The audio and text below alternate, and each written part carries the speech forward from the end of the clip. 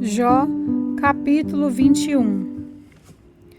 O melhor consolo que vocês me podem dar é escutar com atenção as minhas palavras.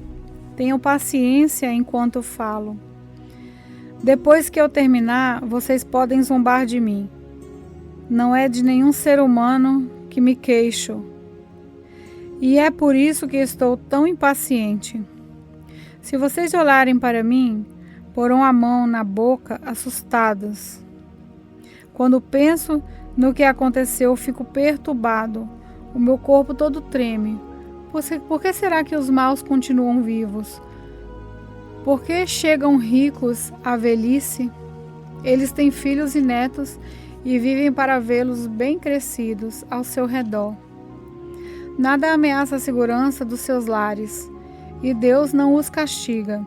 O seu gado se reproduz sem problemas, dando crias sem nunca abortar. Os seus filhos correm como cordeirinhos e pulam de alegria. Eles cantam e se divertem, ao som de pandeiros, liras e flautas. Os maus têm sempre do bom e do melhor, e morrem em paz, sem sofrimento. No entanto, a Deus eles dizem: deixa-nos em paz, não queremos saber das suas leis. Quem é o Deus Todo-Poderoso para que o adoremos? Que adianta fazer orações a Ele? Os maus dizem que progridem pelos seus próprios esforços, mas eu não aceito o seu modo de pensar. Quando foi que se apagou a luz dos perversos? Quantas vezes algum deles caiu na desgraça? Será que Deus alguma vez ficou irado com eles e os fez sofrer? Quando foi que Ele os espalhou como a palha ou como a poeira que é levada pela ventania? Vocês dizem que Deus castiga o filho pelos pecados do pai, mas é o pai que deveria ser castigado, para que aprendesse a lição, que o pecador receba o seu próprio castigo, que ele sinta o peso da ira do Todo-Poderoso. Mas se ele já está morto, se já está no outro mundo, que lhe importa que a sua família sofra? Por acaso, alguém pode dar lições ao Todo-Poderoso, que julga até os seres celestiais? Alguns homens levam uma vida feliz e tranquila e morrem ricos, com saúde e cheios de força. Outros, ao contrário, nunca provaram um momento de felicidade e morrem com o coração cheio de amargura. Mas uns e outros acabam morrendo, são sepultados e ficam cobertos de vermes. Eu conheço os pensamentos de vocês e sei que pensam mal de mim.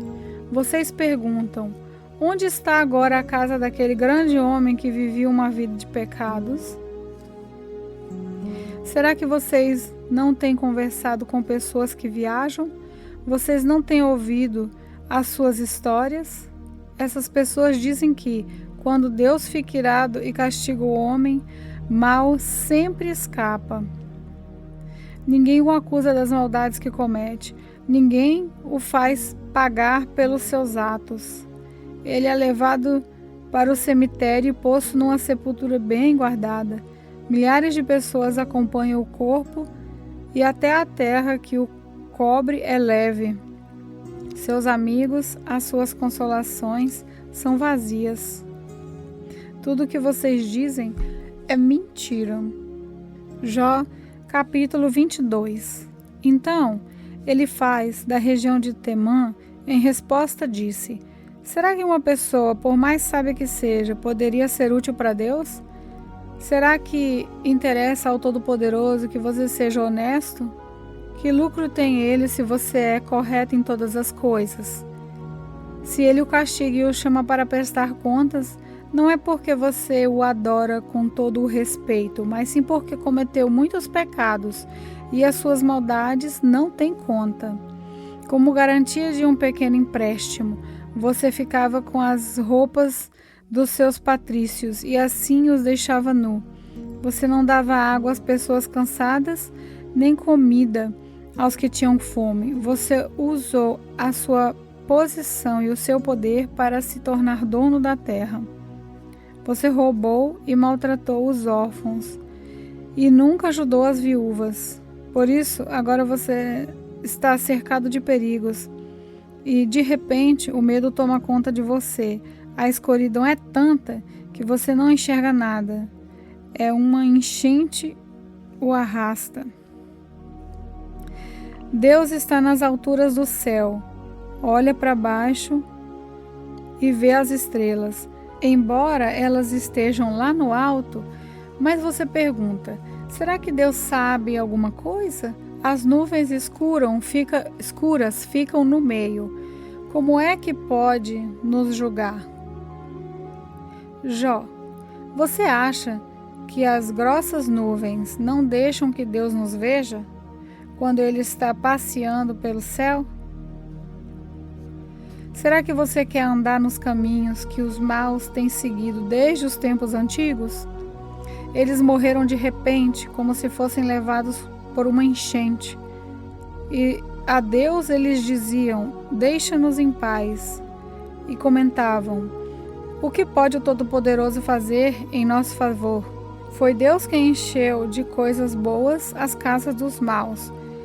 Porém, eu não quero pensar como eles. As pessoas honestas ficam alegres e as corretas riem ao verem que as riquezas dos maus são destruídas e que as sobras são devoradas pelo fogo. Jó, faça as pazes com Deus, deixe de tratá-lo como inimigo, e assim Ele dará a você tudo o que há de bom. Deixe que Deus o ensine e guarde as palavras dele no seu coração. Se você voltar para o Todo-Poderoso e se humilhar, se você acabar com a maldade que há na sua casa, se o ouro mais precioso não tiver valor para você e for como o pó ou as pedrinhas do ribeirão, então o Todo-Poderoso será o seu ouro puro, será a sua prata mais preciosa. Ele será a sua alegria. Você poderá olhar para Ele com confiança. Ele ouvirá suas orações e você lhe dará o que prometer. Tudo o que você fizer dará certo e a luz brilhará no seu caminho. Deus rebaixa os orgulhosos, mas salva os humildes. Ele os salvará se você for inocente, se for correto em tudo o que fizer. Jó, capítulo 23. Porém, em resposta, Jó disse, eu ainda estou revoltado e me queixo de Deus. Não posso parar de gemer. Gostaria de saber onde encontrá-lo. Gostaria de ir até o lugar onde ele está para levar a ele a minha causa e apresentar todas as razões que tenho a meu favor. Gostaria de saber o que ele me diria e como me responderia. Será que Deus usaria todo o seu poder contra mim? Não, estou certo de que ele me ouviria. Sou um homem honesto. Eu poderia apresentar a minha causa a ele e de uma vez por todas ele me declararia inocente. Eu procuro no leste, mas Deus não está ali, e não encontro no oeste, e também não o vejo quando age no norte ou se esconde no sul. Mas Deus conhece cada um dos meus passos. Se ele me puser à prova, verá que sairei puro como ouro. Eu sigo o caminho que ele me mostra e nunca me desvio para lado nenhum. Obedeço os mandamentos de Deus, sempre faço a sua vontade e não a minha. Deus faz o que quer. Quando ele decide fazer alguma coisa, ninguém pode impedir. Ele levará até o fim o que planejou fazer comigo. E também realizará todos os seus outros planos. Por isso eu peço a coragem na presença dele, e quando penso nisso fico apavorado. A escuridão me deixou cego. Mas é o Deus Todo-Poderoso quem me põe medo, e não a escuridão. Jó, capítulo 24. Por que o Todo-Poderoso não marca um dia para julgar? Um dia para fazer justiça aos que são dele. Há homens que mudam os marcos da divisa para aumentar suas terras. Eles roubam as ovelhas e as põem no meio das suas. Levam jumentos que pertencem a órfãos e ficam com o boi de uma viúva, como garantia de pagamento de empréstimo. Eles não respeitam o direito dos pobres e forçam os necessitados a correr e se esconder, como se fogem jumentos selvagens. Os pobres andam pelo deserto procurando alimento para os filhos. Os pobres precisam trabalhar nas colheitas dos maus e apanham uvas para eles. Não têm cobertas para se cobrir de noite. Não tem nada que os proteja do frio. Nas montanhas são encharcados pelas chuvas e procuram abrigo nas rochas. Os perversos pegam orfãozinhos e fazem deles escravos, e recebem os filhos dos necessitados como pagamento de dívidas.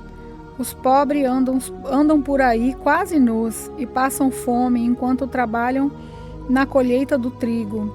Eles movem as pedras dos moinhos dos maus para fazer azeite e pisam as suas uvas para fazer vinho, mas morrem de sede durante esse trabalho. Os feridos e os que estão morrendo gritam nas cidades, mas Deus não escuta os seus gritos pedindo socorro. Os perversos odeiam a luz. Em todos os seus caminhos, em tudo o que fazem, não querem saber dela. O assassino se levanta de madrugada para matar o pobre e de noite vira ladrão. O adúltero espera o cair da noite e cobre o rosto para que ninguém o veja. Os ladrões invadem de noite as casas. Eles não saem de dia, pois não querem nada com a luz. Eles têm medo da luz do dia, mas a escuridão não os deixa apavorado. O homem mau é arrastado pela enchente. As suas terras são amaldiçoadas por Deus, e ele não volta a trabalhar na sua plantação de uvas. Como a neve se derrete no tempo seco e no calor, assim também o pecador desaparece da terra dos vivos. A própria mãe não lembra dele. Os vermes o devoram com gosto, e ele é esquecido por todos. O pecador é destruído como uma árvore que cai. Isso acontece porque ele nunca ajudou as viúvas, nem teve pena das mulheres que não podem ter filhos. Deus, com seu poder, destrói os maus. Ele age e acaba com a vida dos perversos. Deus deixa que vivam seguros, mas fica sempre de olho neles. Durante algum tempo, os perversos prosperam, mas num instante secam como o capim. São cortados com as espigas de trigo. Quem pode dizer que essas coisas não são assim? Será que alguém pode provar que não estou dizendo a verdade?